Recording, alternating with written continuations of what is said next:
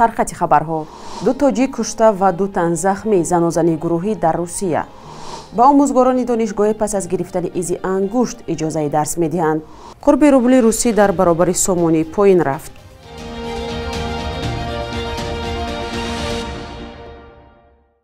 салом бинандаҳои азиз, умедворам рӯзи хубе хоҳед дошт. навиди бомдодиро бо тозатарин хабарҳо аз душанбе тақдиматон мекунем. имрӯз 14 июн аст. ҳавои гарм ва боқӣ мондани чангу ғубор дар бархи минтақаҳои кишвар то 15 июн пешгӯӣ мешавад. Бунгоҳи обу ҳавошиносии Тоҷикистон хабар додааст ки бо сабаби баланд шудани ҳарорати ҳаво дар ҳавзаи дарёҳои Панҷ, Вахш ва Зарафшон баландшавии сатҳи об низ пешгӯӣ мешавад. дар ноҳияҳои тобеи марказ низ обу ҳавои ғуборолуд боқӣ монда, дар ноҳияҳои ҷудогонаи кӯҳӣ борони кӯтоҳмуддат ва раъду барқ аз эҳтимол дур нест.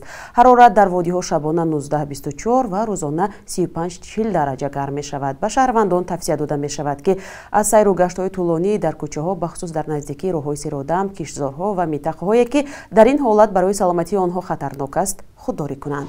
дар як муноқиша байни тоҷикон дар шаҳри Екатеринбурги Русия ду тоҷик кушта ва ду тани дигар захмӣ шуданд. ҳодиса соати 3 шаби 12 июни соли ҷорӣ дар наздикии мағозаи Монетка дар кӯчаи Бардин дар шаҳри Екатеринбург рух додааст.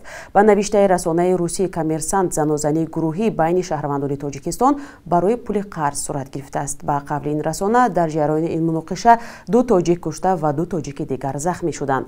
сухангӯи полисии вилояти Свердловск кушта шудани ду нафарро тасдиқ карда гуфтааст, муфаттишон аллакай шахсияти ҳардуро муайян карданд. аз кушташудаҳо Тимур Исмоилов ва Ҳофиз Ниёззода ном бурда мешавад ки ба гуфтаи полис аз зарбаи корд ба ҳалокат расиданд. ба гуфтаи полис гумонбарони ин ҷиноят Русияро тарк карданд, аммо Фаррух Мирзоев раиси диаспораи тоҷикони Урал гуфтааст ки онҳо аллакай дар Қазоқистон боздошт шуданд, вале мақомоти тафтишотӣ инро расман тасдиқ накарданд. Мирзоев ҳамчунин таъкид кардааст ки ин ҷо ягон муноқишаи байни қавмҳо не, балки разбори софтоҷикӣ будааст. омаданд ки пули худро бигиранд. аввал баҳси лафзӣ карданд ва дар ниҳоят кор ба кордкашӣ расидааст ва ду нафар кушта шуданд. аз муаллимони донишгоҳи давлатии омӯзгории Тоҷикистон ба номи Садриддин Айнӣ талаб доранд баъди сабти изи ангушт ба дарс дароянд. раҳбарияти ин муассисаи таълимӣ гуфтааст, ҳадаф аз ин кор пешгирӣ аз дарсшикании омӯзгорон аст. саҳифаи расмии донишгоҳи омӯзгорӣ дар фейсбук ҳам гирифтани изи ангуштонро аз омӯзгорон барои ворид шудан ба дарсҳо тасдиқ карда, аз номи Аҳлиддин Ибодуллозода, ректори донишгоҳ, навиштааст ки танҳо ба хотири тарбияти дурусти донишҷӯён ва роҳ надодан ба дарсшиканиву беназорат гузоштани донишҷӯён роҳандозӣ карданд. чанде аз омӯзгорони ин муассисаи таълимӣ низ тасдиқ карданд ки субҳ вақте ба кор ҳозир мешаванд, дар дастгоҳи махсус изи ангушти худро сабт карда ба донишгоҳ ворид мешаванд. талаби нав аз омӯзгорон дар ҳолест ки солҳо боз масъалаи норасоии кадрӣ дар соҳаи маориф доғ аст ва худи омӯзгорон мегӯянд маҳз маоши кам ва набудани имтиёзҳо яке аз сабабҳои тарки соҳа карданашон мебошад. додситони ноҳияи Восеро ки зимистони имсол мошини хизматиашро як сокини Кӯлоб оташ зада буд, аз вазифа барканор карданд. ӯ дар мансаби додситон дар ин ноҳия 3 сол кор кардааст. сабаби барканории ӯ чӣ аст ва ҷойгузини додситони собиқ кӣ аст? дар як гузориш аз ҳамкорамон Маҳмудҷон Раҳматзода мебинем. ҷуманазар Сайдаҳмадзода додситони собиқи ноҳияи Восе моҳи гузашта аз вазифаи худ барканор ва токунун ҷойгузине ба ҷои вай таъин нашудааст.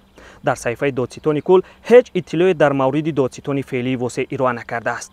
ду манбаъ гуфт ки ихроҷи Сайдаҳмадзода марбут ба оташ задани мошини вай будааст. шаби 12 ба 13 феврал мошини хидматии додситони Восе дар маҳаллаи Шамсиддини Шоҳини Кӯлоб оташ гирифт. дар пайванд ба ин рӯйдод Ҷумахон Ғаниматзода сокини 50-солаи шаҳри Кӯлоб тавассути пулиси шаҳр боздошт шуд.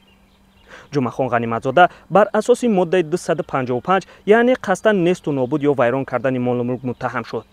парвандаи Ҷумахон Ғаниматзода такмил шуда ва дар додгоҳи шаҳри Кӯлоб дар ҳоли баррасӣ аст. мурофиаи Ҷумахон Ғаниматзода дар ҳоле ҷараён дорад ки ӯ дар боздошт буда ва токунун нисбаташ ҳукме содир нашудааст. ҷуманазар Сайдаҳмадзода соли 2020 додситони ноҳияи Восе таъин шуда буд. ӯ ҳамагӣ дар ин ноҳия 3 сол кор кард.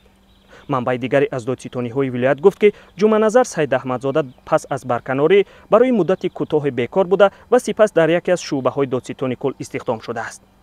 ба гуфтаи ин манбаъ ҳоло ӯ дар шаҳри Душанбе корашро идома дода истодааст. ҳамсӯҳбати мо афзуд ки дар ин моҳ ҳеҷ фарде ба ҷои Ҷуманазар Сайдаҳмадзода дар ноҳияи Восе ҳамчун додситон таъин нашудааст.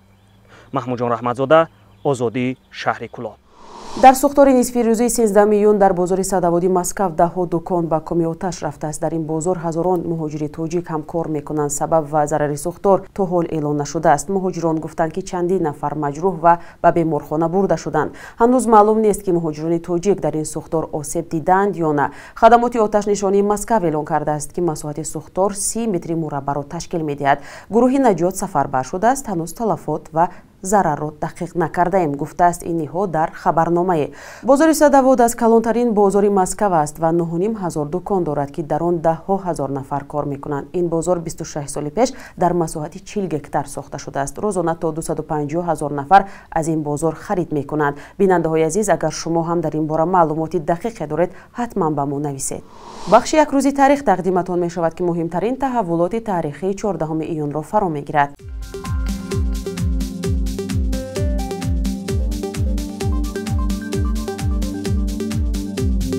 14 июни соли 2011 хабарнигори бахши узбекии BBC Урунбо Усмонов бо иттиҳоми ҳамкорӣ бо созмони мамнӯи Ҳизбу Таҳрир боздошт шуд, вале худи ӯ бу созмонҳои журналистӣ иттиҳоми ӯро беасос номиданд, чунки ӯ барои иҷрои фаъолиятҳои кориаш ба ҷавобгарӣ кашида шуд.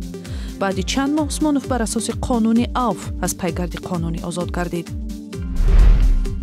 14 июн рӯзи ҷаҳонии донор аст. созмони милали муттаҳид ин рӯзро махсус барои боло бурдани огаҳии мардум аз кӯмак ба ниёзмандони хун таъсис додааст. дар тоҷикистон соли 2019 беш аз 90 000 нафари ниёзманд ба хун аз 50 000 донор истифода карданд. 14 июни соли 1946 дар шаҳри Кобул ситораи ҳунари мусиқӣ Аҳмад Зоҳир чашм ба дунё кушод.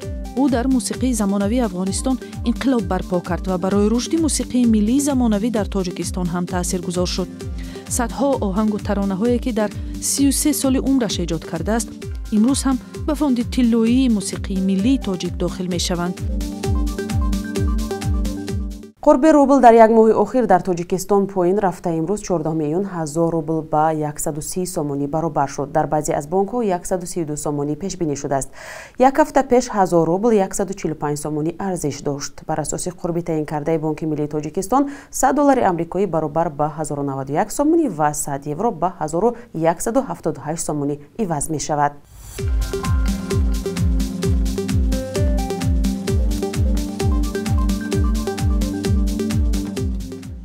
бинандаҳои азиз, шумо навиди бомдодиро тамошо кардед. агар шумо ҳам хабар ё аксу видео доред, ҳатман ба мо фиристед. то фардо, хайр, худо нигаҳдор.